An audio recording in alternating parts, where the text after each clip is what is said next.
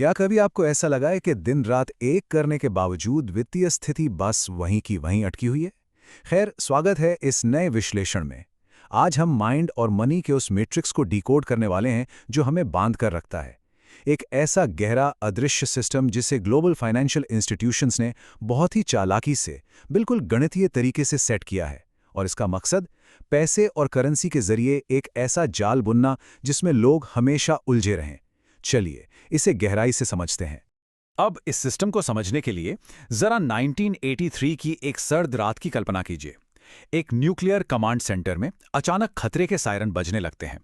Soviet lieutenant colonel Stanislav पेट्रोव के सामने computer screen लाल हो रही है। सिस्टम चीख चीख कर बता रहा है कि 5 अमेरिकी मिसाइलें उनकी तरफ आ रही हैं। मिलिट्री प्रोटोकॉल के हिसाब से उन्हें तुरंत बटन दबाकर जवाबी हमला करना था, लेकिन घबराने के बजाय पेट्रोव ने एक बेहद तार्किक लेकिन जान बचाने वाला सवाल पूछा। अगर अमेरिका सच में परमाणु युद्ध शुरू कर रहा होता तो क्या वो सिर्फ 5 मिसाइलें ही बेचता? उन्होंने इस ऑटोमेटेड प्रोटोकॉल को मानने से साफ इनकार कर दिया, उसे एक झूठा अलार्म बताया और लिटरली पूरी दुनिया को तीसरे विश्व युद्ध से बचा लिया। तो यहाँ सबसे अहम बात यह है कि पेट्रोव ने असल में किया क्या। वो सिर्फ एक मिलिट्री डिसीजन नहीं था, उन्होंने एक बहुत गहरे मनोवैज्ञानिक लूप या साइकोलॉजिकल लूप को तोड़ा था। देखिए, हमारा दिमाग ऊर्जा बचाने के लिए हमेशा शॉर्टकट्स ढूंढता है, भविष्य का अनुमान लगाता है और एक पैटर्न बना लेता है। और यहीं पर बायोलॉजी और इकोनॉमिक्स का सबसे बड़ा खेल शुरू होता है, क्योंकि बड़ी बड़ी संस्थाएं हमारे दिमाग के इन्हीं लूप्स का फायदा उठाकर हमारे आर्थिक व्यवहार को कंट्रोल करती हैं। आज के इस विश्लेषण का रोड मैप कुछ इस तरह होगा। हम इस पूरे सिस्टम को स्टेप बाय स्टेप डिकोड करेंगे। सबसे पहले मस्तिष्क का प्रेडिक्शन सिम्युलेटर, फिर बड़े पैमाने पर फैले आर्थिक मनोवैज्ञानिक जाल। उसके बाद हम देखेंगे वैश्विक मुद्रा नियंत्रण तंत्र, संपत्ति की नाजुकता और आखिर में इस आइडेंटिटी लूप को कैसे तोड़ा जाए।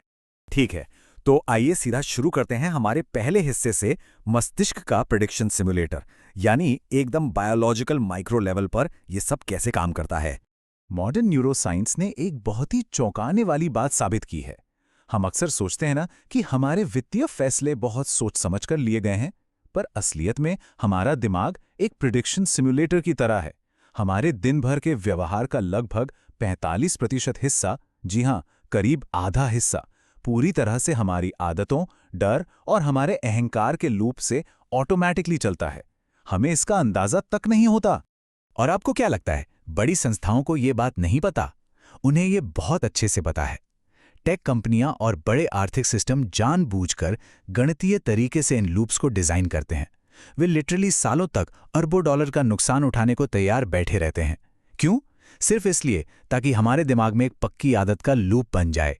एक बार हम उस लूप में फंसे तो हम एक ऐसे कंज्यूमर बन जाते हैं जिसके हर कदम का पहले से अंदाजा लगाया जा सकता है, और फिर बड़े आराम से हमारी जेबों से पैसा निकाला जाता है। तो ये तो बात हुई एक अकेले इंसान की। अब जरा तस्वीर को बड़ा करते हैं और दूसरे हिस्से पर आते हैं, बड़े पैमाने पर आर्थिक मनोवैज्ञानिक जाल, यानी नेशनल मैक्रो लेवल पर क्या होता है। इस बात को साबित करने के लिए जापान के ऐतिहासिक बदलाव से बेहतर कोई उदाहरण नहीं है। 1980 के दशक में जापान की इकोनॉमी एक न रुकने वाले रॉकेट की तरह थी, लेकिन फिर आया 1990 का दशक और उनका विशाल एसेट बबल बुरी तरह फूट गया। इसके बाद 2000 के दशक तक पूरा देश एक ऐसे डिफ्लेशनरी या कहें तो मंदी के जाल में फंस गया जो खुद ब खुद मजबूत हो रहा था। यह बिल्कुल साफ कर देता है कि अर्थव्यवस्थाएं सिर्फ बैलेंस शीट्स और नंबरों से नहीं चलती, बल्कि वो सामूहिक मास साइकोलॉजी से ड्राइव होती हैं। जापान में जो हुआ उसके स्टेप्स अगर हम देखें तो वो एक परफेक्ट मनोवैज्ञानिक जाल था। स्टेप 1, लोगों के दिमाग में ये बात बैठ गई कि कल चीजें आज से सस्ती होंगी। स्टेप 2, इसका नतीजा ये हुआ कि लोगों ने आज पैसा खर्च करना ही बंद कर दिया। स्टेप 3, जब मांग गिरी तो मजबूरन कंपनियों को कीमतें और कम करनी पड़ी और कर्मचारियों की सैलरी रोक दी गई। और फाइनली स्टेप 4, इससे लोगों का वो डिफ्लेशनरी विश्वास और पक्का हो गया कि भाई खर्च मत करो। ये एक ऐसा लूप बन गया जिसे तोड़ना लगभग नामुमकिन था। अब हम इस विश्लेषण के सबसे अहम और गंभीर हिस्से की तरफ बढ़ते हैं। सेक्शन 3, वैश्विक मुद्रा नियंत्रण तंत्र, यानी द इंस्टीट्यूशनल मैट्रिक्स। यहां हम देखेंगे कि कैसे दुनिया की सबसे बड़ी ताकतें करेंसी के जरिए अपना कंट्रोल बनाए रखती हैं। अब इस स्लाइड के बारे में जो बात वाकई दिलचस्प है वो है ये साफ साफ दिखने वाला विरोधाभास। हम सब ने स्कूलों कॉलेजों में पढ़ा है कि पैसा सिर्फ लेन देन का एक माध्यम है, मीडियम ऑफ एक्सचेंज। ये एक प्यारा सा एकेडमिक सिद्धांत है, लेकिन ग्लोबल लेवल पर असलियत कुछ और ही है। दुनिया की बड़ी और ताकतवर संस्थाओं के लिए करेंसी सिर्फ पैसा नहीं है, वो एक टूल ऑफ कंप्लायंस है, यानी एक ऐसा हथियार जिससे ये सुनिश्चित किया जाता है कि हर कोई उनके बनाए नियमों के हिसाब से ही चले। इतिहास को अगर निष्पक्ष रूप से देखा जाए तो ऐसे कई उदाहरण मिलते हैं जब देशों ने इस ग्लोबल डॉलर लूप को तोड़ने की कोशिश की। इराक में सद्दाम हुसैन ने अपना तेल डॉलर के बजाय यूरो में बेचने का प्रयास किया।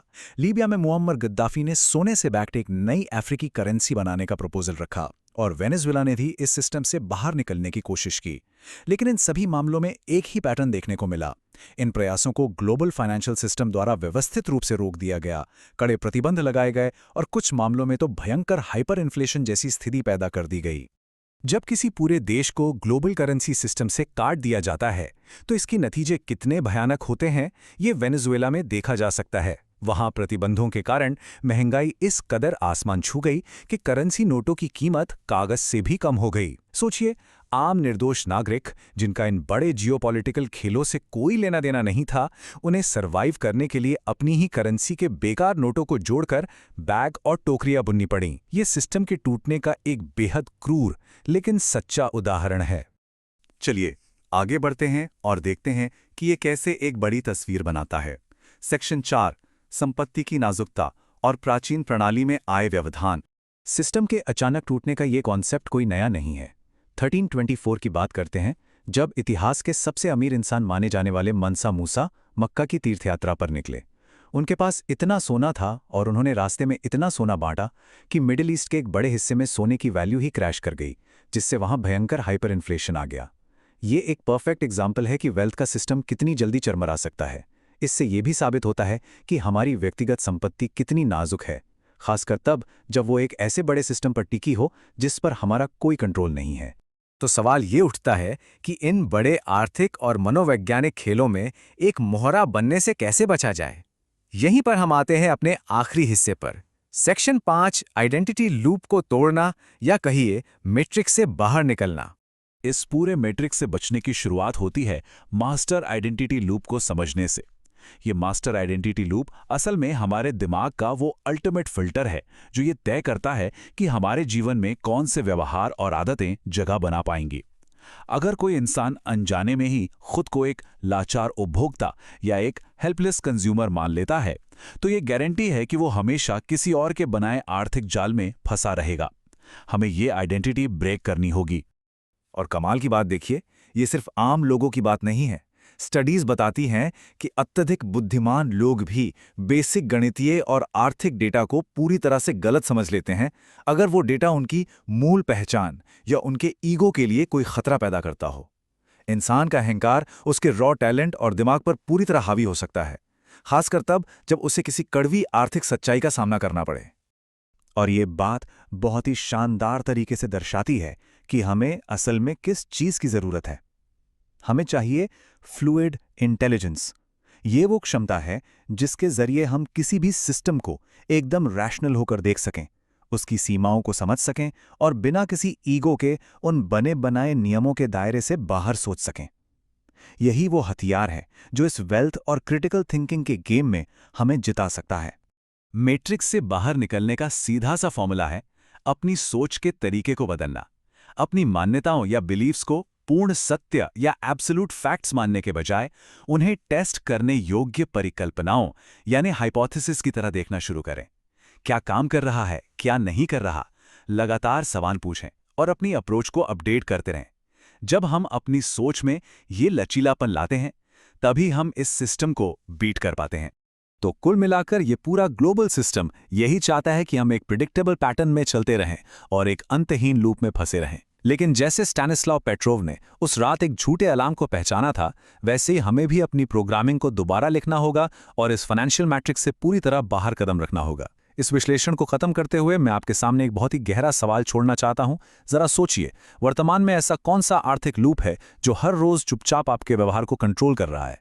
इस पर जरूर विचार कीजिएगा। इस चर्चा से जुड़ने के लिए बहुत बहुत धन्यवाद।